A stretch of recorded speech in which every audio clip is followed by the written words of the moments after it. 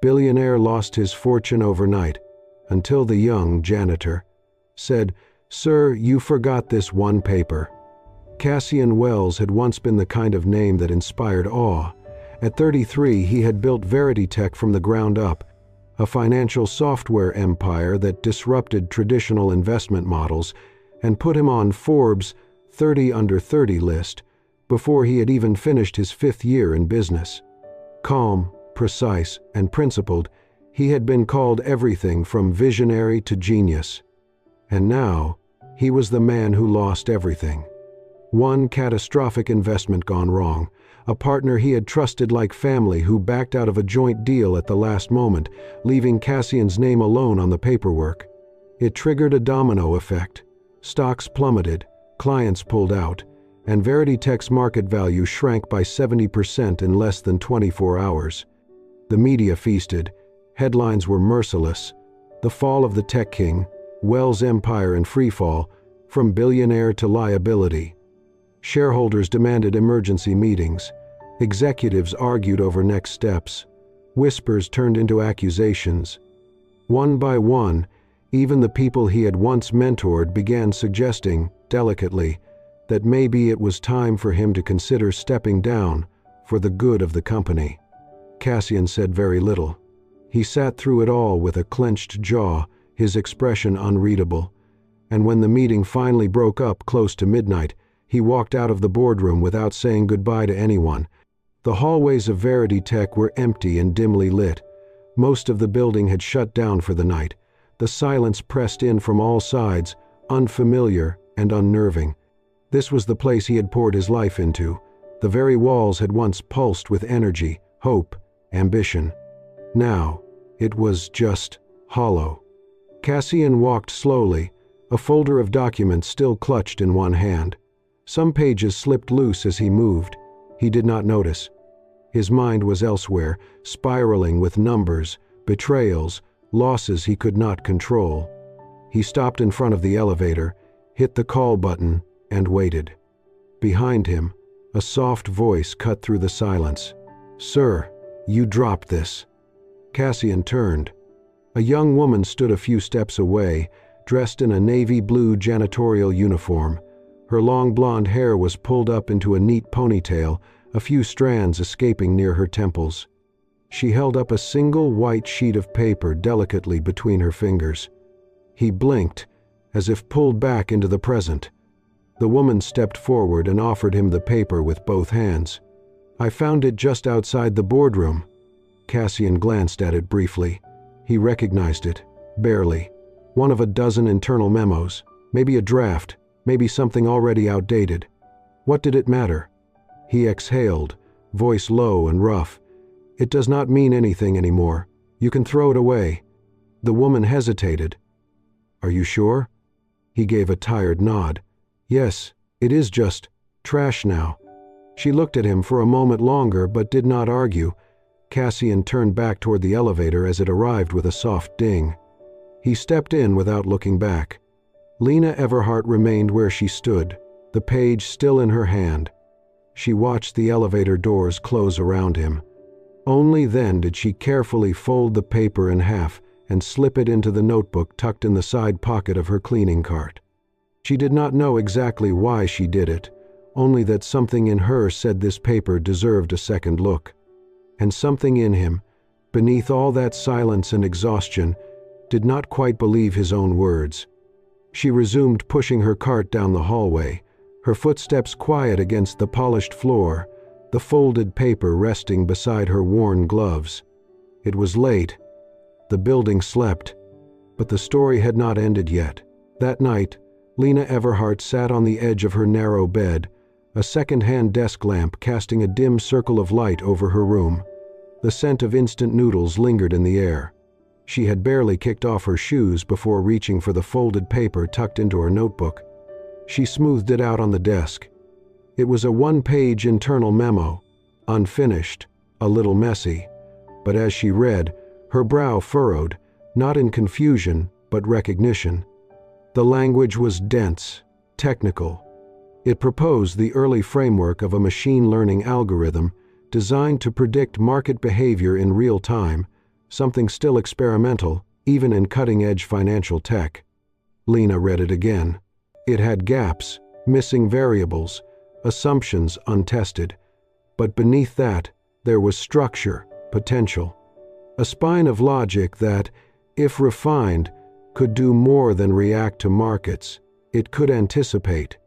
She was still a student, months from completing her data analysis certification. But this was more advanced and more daring than anything she had seen in her textbooks. And someone had just tossed it aside. She pulled out a pencil and began marking the page.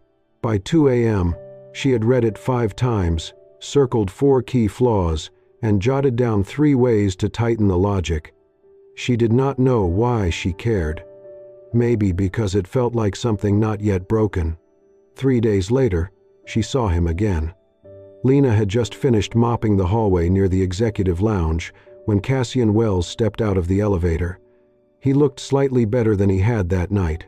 Still tired, still pale, but not hollow. She hesitated, then took a quiet breath and approached him. "Mr. Wells?" He looked up. She offered the page, now clean, flattened, and covered in soft pencil notes. "I did not throw it away," she said. "I hope that is okay. I'm sorry if I crossed a line, but I think this paper has value." Cassian accepted it, glancing at the margin notes.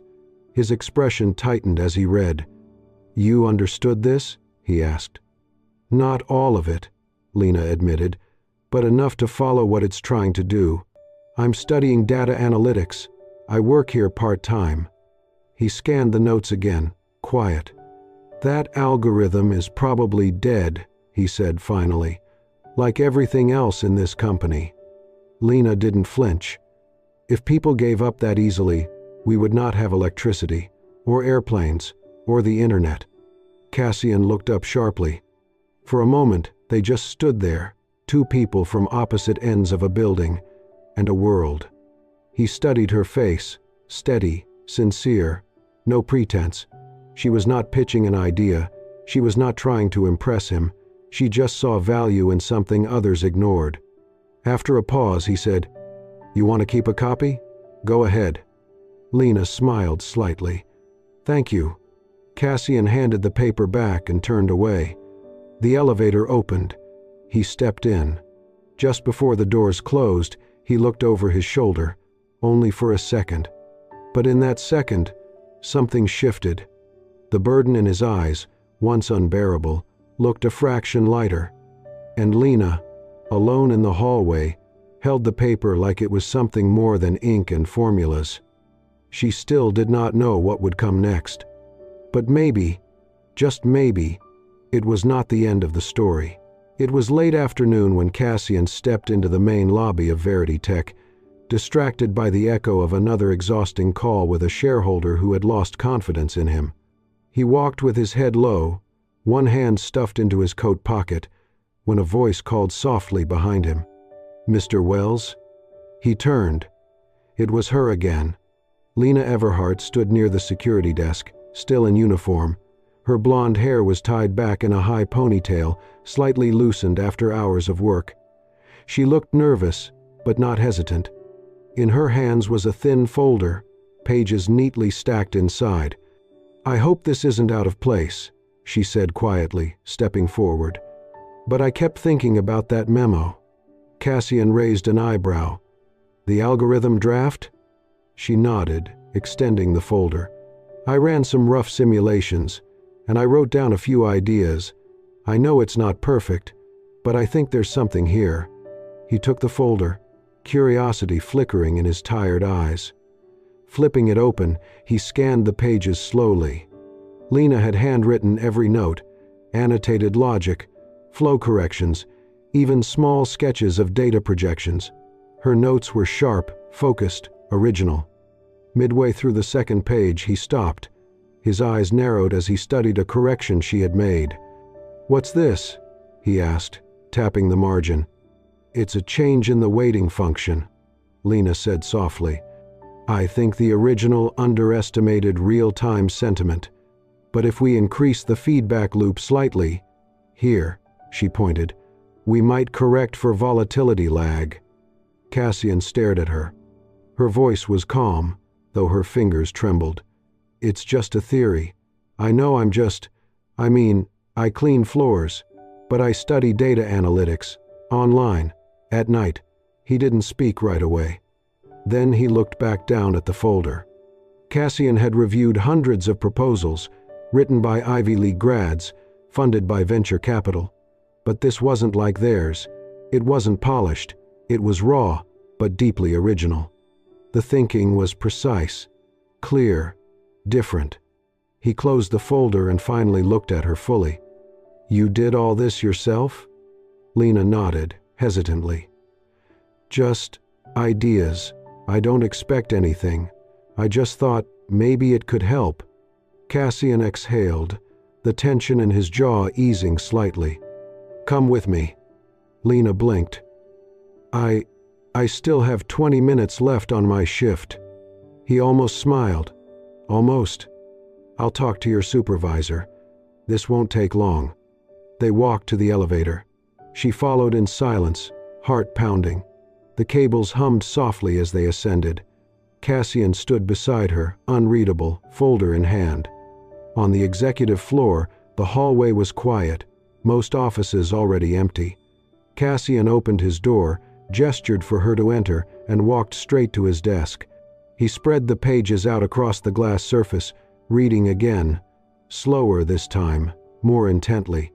Lena hovered near the door, unsure if she should even be there. Several minutes passed. Then he looked up. "You know," he said, "if this works, even partially, it could change everything." She blinked. "Do you really think so?" He nodded. "The core model was mine. But your suggestions, they fix what we overlooked. Maybe what I overlooked." She inhaled, her hands clenched lightly at her sides. Cassian leaned back in his chair, gaze still on the paper. Then, without looking at her, he said, "Would you help me test it?" Lena froze. "Not officially," he added. "Not yet. Just help me figure out if this thing still has a pulse." A pause. Then she stepped forward, her voice just above a whisper.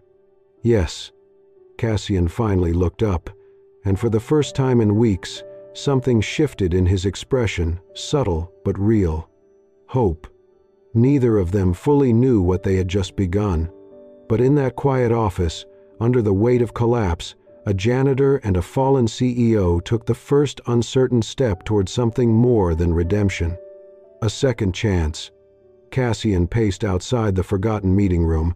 No nameplate, no visitors, just a dusty carpet and a single flickering bulb. He had made his decision. This time, he would not wait on the board or pass it to another committee. This time, he would act. He opened the door and gestured inside. "Welcome to Project Backlight." Inside were Lina Everhart, her blonde ponytail pulled tight, and Ezra, the quiet veteran engineer who had stood by Verity Tech since its founding. The three of them formed a strange triangle, the founder fighting to save what remained, the loyal technician wearied by corporate missteps, and the janitor whose insight had sparked a flicker of hope. "Backlight," Cassian said, "because this is the light behind the crisis. We either shine it or stay in the dark." Lena nodded. Ezra responded with a short, silent nod. Cassian sat at the head of the table and opened the folder containing Lena's notes. "Over the next month," he said, "we prototype the algorithm. We bypass the board. We test it, validate it, and if it works, we present something real before they try to sell this company out from under us." Then they began. The nights blurred. Screens glowed with lines of code, dashboards, and data feeds. Ezra rebuilt pipelines, Cassian defined market assumptions, and Lina worked steadily in silence, penciling logic adjustments, reviewing anomalies, comparing sentiment analysis graphs. The quiet was broken only by keyboard clicks and the occasional hum of the HVAC overhead. One night, Lena leaned in, squinting. "Wait, something's off." Cassian and Ezra turned. She pointed to a data set on the screen. "Here." This third-party input. There are duplicate user IDs. If the system treats each as separate, we're generating double the sentiment weight. Ezra froze. That's from the 2022 data set, the one from the credit risk collapse. That mistake cost us credibility. Cassian came over, eyes sharp, jaw tight. He studied the screen, zooming in on the offending segment. For a long moment, he said nothing. Then his shoulders relaxed, just slightly. You found the gap our data team missed for over a year. Lena looked down, cheeks flushed. I just saw something that did not look right. No, Cassian said. You prevented us from repeating history. They worked through the night. Hours slipped past. Sunrise edged into the sky beyond narrow windows. At one point, Lena stood and left the room to splash water on her face. Cassian noticed her coffee cup, still empty, for over an hour. Her movements were slower now, her eyes heavy but still focused. When she disappeared into the hallway, Cassian headed to the kitchenette. He brewed chamomile tea instead of coffee, placed the cup gently by her station, and beside it, a folded napkin. In pencil, he wrote, "Eyes need rest like minds do. You're doing great, very great." When Lena returned, she paused. She read the note, and for the first time since their late-night work began, she smiled, soft, unguarded, real.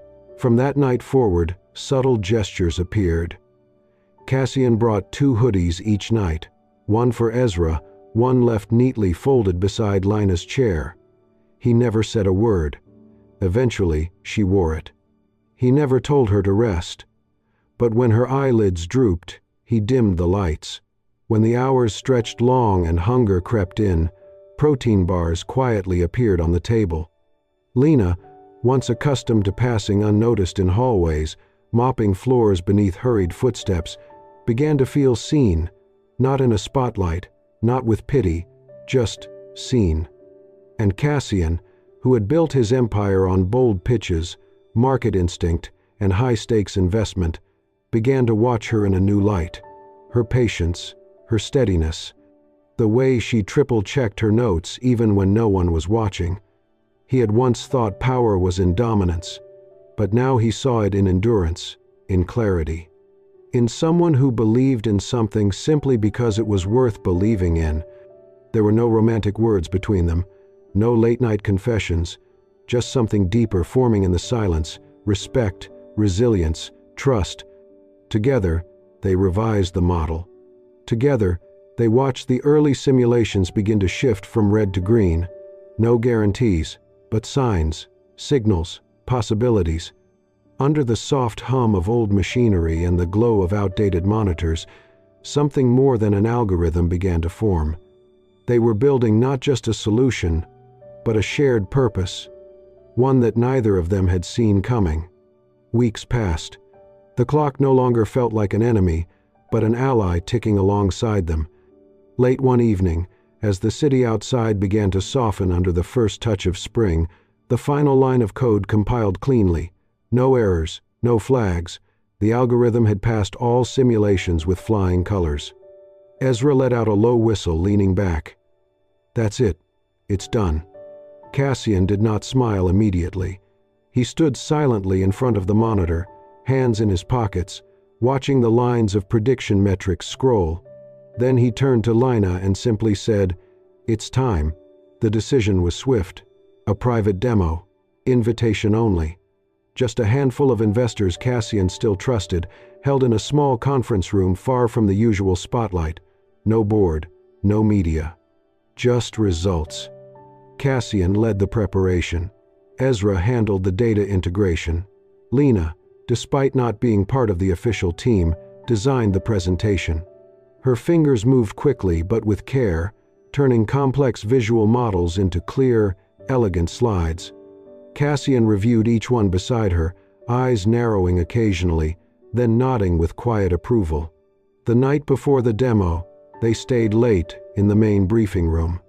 Lena adjusted a projector cord behind the stage curtain, fidgeting with the clicker. Cassian watched her from the wings, noticing the slight tremble in her hands. He stepped closer, careful not to startle her, and placed his hand gently on the sleeve of her sweater, just enough pressure to ground her. "You don't need to stand in front of them," he said quietly. "Just being here is enough to steady me." She looked up, surprised, but said nothing. The look in her eyes said more than words. A few moments before the meeting began, Cassian pulled something small from his jacket pocket. He held it out to her, a pen, sleek and simple, with the Verity Tech logo engraved in silver. "If this works," he said, "I want you to keep this, as a memory of what we built together." Lena's fingers closed around it carefully. She nodded, then tucked it gently into her notebook. Her cheeks flushed, but she said only, "Thank you." The demo began. The room was silent but heavy with tension. The investors sat with crossed arms and guarded expressions. Cassian stood before them, crisp and calm, and walked them through the new system. How the AI detected false signals, how it corrected real-time distortions, how Lena's model flagged bias in third-party data sources before it entered the system. Slide by slide, number by number, their expressions changed. Arms uncrossed, eyes widened, questions came, not in skepticism but in curiosity. When the final demo prediction chart appeared, showing what the company's position would have been 6 months ago with this system in place, one of the investors whispered, "My God." The room broke into murmurs. Cassian let them absorb it before speaking. "We're not selling Verity Tech," he said calmly. "We're rebuilding it." There was a pause. Then, applause. It was not thunderous, but it was genuine. As the investors filed out, still talking in hushed excitement, Cassian remained inside for a moment, taking it all in. When he finally stepped into the hallway, the first person he saw was Lena. She stood just beyond the doorway, her hand pressed lightly against her chest, breath held. When she saw him, she straightened. Cassian approached slowly and held out a cold bottle of water. "We did it." Lena took it, fingers brushing his. She smiled, a little stunned. For a heartbeat, they stood in silence. Then Cassian stepped closer, and without planning, without thinking, they shared a brief embrace, gentle, unsure, but meaningful. His arms around her shoulders, her forehead resting just near his collarbone. It lasted only a few seconds, but it felt like more. When they stepped apart, neither of them spoke. There was no need. They both knew something had changed, not just for Verity Tech, but for them. The days after the demo felt different. There was motion again in Verity Tech's halls, not frantic, but focused. Investors signaled renewed interest. Staff returned from leaves. Hope was slowly, cautiously returning. Cassian called Lina into his office one afternoon. She looked surprised, hesitant as she stepped through the tall glass doors. He gestured to a chair. "I want to bring you on officially," he said. "Part of our data team, full-time." Lina froze. "Cassian, I don't think You earned it," he said gently. "I'm not ready." Her voice was low. "I'm not trained like them. I still Google things in the middle of work." He smiled. "So do I." But he did not push. "I'll wait. When you're ready, the door stays open." She lowered her gaze, but the way he said it made her feel seen, not judged, not pitied, just seen. Instead, Cassian had Ezra include her in informal team meetings, quiet technical huddles. She listened, took notes. Cassian never introduced her as the janitor, just Lena, no labels. One morning, she arrived late to a meeting and hovered near the doorway. The room was full, engineers, analysts, managers. She felt out of place. Cassian looked up, met her eyes, then silently pulled out the chair beside him. She blinked, then crossed the room and sat down. During a break, he vanished down the hall. When he returned, he set a cup in front of her. It was not coffee. It was chamomile tea. Lena looked at him, surprised. "How did you know I don't drink coffee?" Cassian leaned back. "Because every time you tried, you made a face." She laughed. I didn't think anyone noticed." "I did." She picked up the cup. It was warm, gentle, thoughtful. Later that week, Cassian held the first all-staff meeting since the crisis. The auditorium filled with cautious employees. Some had seen friends laid off. Others had nearly quit. All were waiting for something to believe in again. Cassian stepped on stage. He did not speak like a CEO reclaiming power. He spoke with calm conviction about failure, about rebuilding trust, and about what came next. Then he paused. "There's someone in this building," he said, "whose name most of you do not know. But this person saved the company. Not with a title or seniority, but with clarity, discipline, and a quiet refusal to give up." Murmurs swept through the crowd. Heads turned. But he never said her name. He just added, "This company fell because we stopped listening. That will not happen again." At the back of the room, Lina stood near the doors, unnoticed by most. Her hands clenched together, her breath uneven. As the crowd applauded, she stayed still, eyes glossy with silent tears. Afterward, she stepped into a side hallway, needing space. Cassian found her there a moment later. He did not speak right away, just stood beside her. Then, softly, "You okay?" Lina nodded, swiping her cheek quickly. "I know you didn't want recognition," he said. She gave a breathless laugh. "Still don't." He smiled faintly. "Good, because I wasn't trying to give it to everyone else." He turned toward her fully now. "I just wanted you to know. I know." Lina blinked, her heart full in her chest. There was no big moment, no confession, no kiss, just quiet presence, a beat of understanding. For someone who had lived most of her life in the background, that moment, being fully seen, was everything. The envelope arrived midweek, slipped under the door of Lena's shared apartment. She picked it up, expecting a flyer or another rent notice. Inside was a formal letter bearing Veritech's seal. Tucked inside it was a second page, handwritten in even, careful strokes. The first page was an official scholarship offer. Full tuition, books, and living stipend for a one-year certificate program in data analytics at a top institution. The second was a note from Cassian. "Lena, you once saved something I thought was broken beyond repair. I hope this helps you see what I see, someone not just capable but meant to build. You don't owe me anything, just keep going. See." She read it twice, then again. Her hands trembled. It was everything she had quietly dreamed of, and it terrified her. The night before her first day, she barely slept. What if she failed? What if she didn't belong in classrooms full of people who had never scrubbed floors at 3 a.m.? Still, she packed her bag. At 7:15 a.m., she stood at the edge of the parking lot, hugging her coat. She could walk, she could take the train. She had just decided to walk when a dark car pulled up. The window lowered. Cassian leaned over. "You look like you're about to fight a dragon." "I was just going to walk," she said. He stepped out and opened the passenger door. "Not today, not on your first day." After a pause, she smiled and got in. They drove in silence, calm, unrushed. Cassian spoke first. "I washed dishes at a diner, Mission Street, night shift.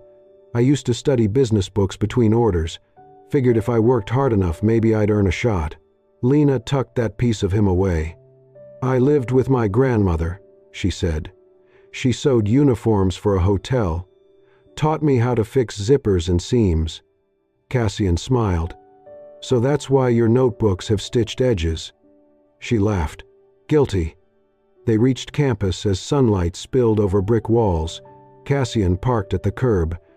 "You'll be fine," he said. "What if I'm not?" "Then we learn," he said softly. "But you're not doing this alone." Her throat tightened.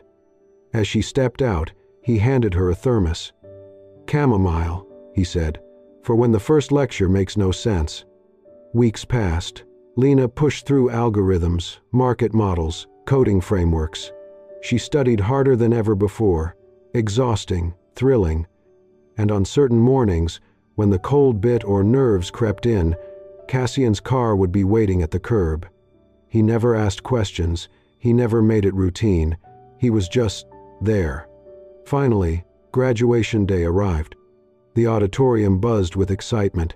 Lena, in cap and gown, sat near the front, twisting the edge of her sleeve. Her name was called last, honors graduate, top percentile. She stepped onto the stage, accepted her certificate, and turned to descend. Her eyes searched the room. And there, in the back, stood Cassian. No camera, no spotlight, just him, clapping slowly, pride visible in his gaze. After the ceremony, beneath the shade of an oak tree, he approached her. He handed her a bouquet, wildflowers, unarranged but honest. "You made it." She looked at him. "I wasn't sure I could." "I was." For a moment, silence settled around them like sunlight through leaves. Then she reached out and took his hand. She held it just long enough for the gesture to say everything she could not, then let go, flustered, looking away. Cassian didn't speak, but the smile that spread across his face was quiet, content, and lasting, the kind of smile that lingers when you know something rare has just begun. 2 years later, Verity Tech was no longer gasping for air, it was leading the market. The AI-driven financial platform they had launched had redefined predictive modeling, outpacing competitors by years.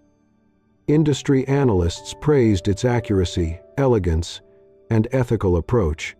Few knew the real story behind it. Lena Everhart, now Director of Strategic Analytics, wore her blonde hair in a sleek ponytail. Her office had glass walls and a team of analysts, yet she still arrived early and reviewed code late. Some habits stayed. That afternoon, she stood backstage at Verity Tech's largest press event yet, the global launch of their next-gen platform. The room buzzed with media and investors, every seat filled. She fumbled slightly with the mic at her collar. Just then, a familiar presence appeared behind her. Cassian. He reached over, fingers steady, and adjusted the clip gently. "Just be yourself," he said near her ear. "That's enough." She looked up at him, calmed instantly. Her heart settled. She nodded. They stepped onto the stage together. Cassian took the podium first, recapping the company's growth, breakthroughs, and future plans. Then he paused. "There's a part of our story you haven't heard," he said, "the part that saved us." He turned slightly toward Lena. 2 years ago, when this company was crumbling, I dropped a page in a hallway. A draft. A forgotten idea. I told the person who found it that it meant nothing. The room went quiet. But she didn't throw it away. She studied it. She returned it, not just as it was, but better. That single page became the seed of the system we launched today. A murmur rippled through the room. Cassian's voice softened. That page saved the company. But she, he looked directly at Lena, she saved something harder. From his pocket, he pulled out a single folded page. "This one isn't a business memo, not a contract, but a promise. A lifetime one. Would you take it?" The audience gasped. Cameras clicked. Lena stood frozen, then nodded. Once, clearly. Applause erupted. But they didn't move right away. Cassian stepped closer and took her hand. Later, after the crowd had dispersed and the lights had dimmed, they walked out of the building together. Outside, the city was washed in gold. The sunset lit the glass around them.